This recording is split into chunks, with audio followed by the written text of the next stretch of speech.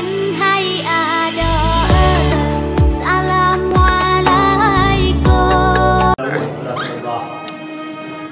Belum lenca, yang lenca selawut, nak tarikat selawut. Selawut Allahumma salli ala Sayyidina Muhammad wa ala ali Sayyidina Muhammad. Kuat tuh goleh yang cah. Nyan bet buat apa yang menyuruh dengan mabuk dia anak bu, dengan mabuk ke anak bu. Bet buat apa? Dia begot dadu datang pakut budak ini mayang ada baca selawatnya. Iban cara baca yang pertama hadiahkan palas Fatihah digandung kepada roh Rasulullah, kepada keluarga dan para sahabat Al-Fatihah. Baca Al-Fatihah.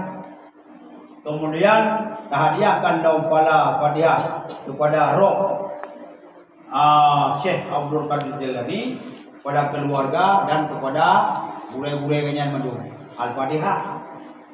Olehnya hadiahkan pahala juga tu pahala Fatihah kepada roh Habib Asegah bin Mahdi, kepada keluarga dan kepada budak-budak yang menduk Al-Fatihah.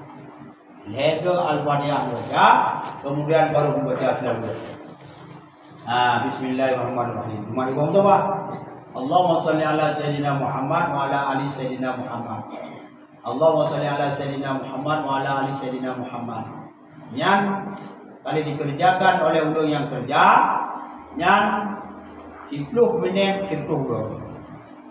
Maka dipajuh kuatir kita dalam beramal berselawat kepada Rasulullah yang 20 minit. Dengar kayak pajuh lawat dia lain tu. Ya, dan selawat ya. Selawat supaya nak mudah. Le selawat dalam laut nak mudah dalam kehidupan.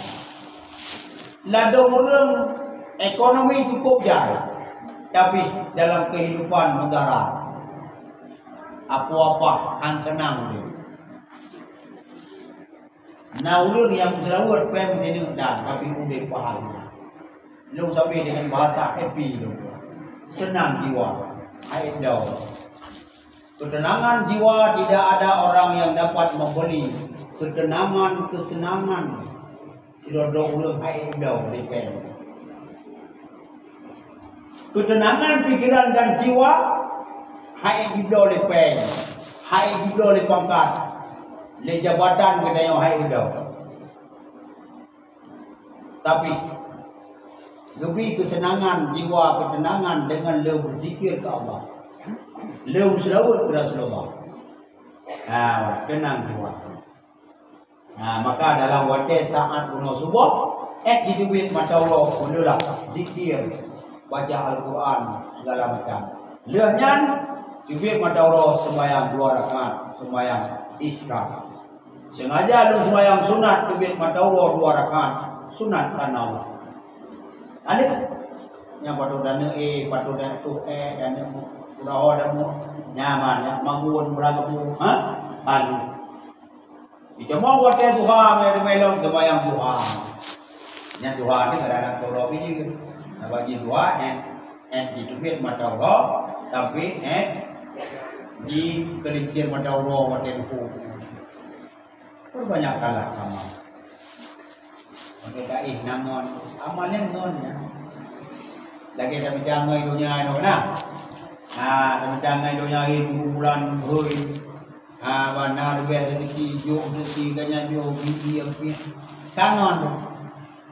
Tapi lebih longon buat dia tak hero lampu.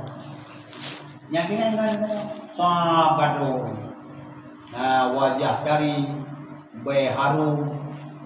Ada yang sodor ya, cukup dari atau pada di dunia. Kata berat galak ukuran lebih cukup sodor. Punya lo amal ibadat lo pada dunia. Memzikir, berselawat.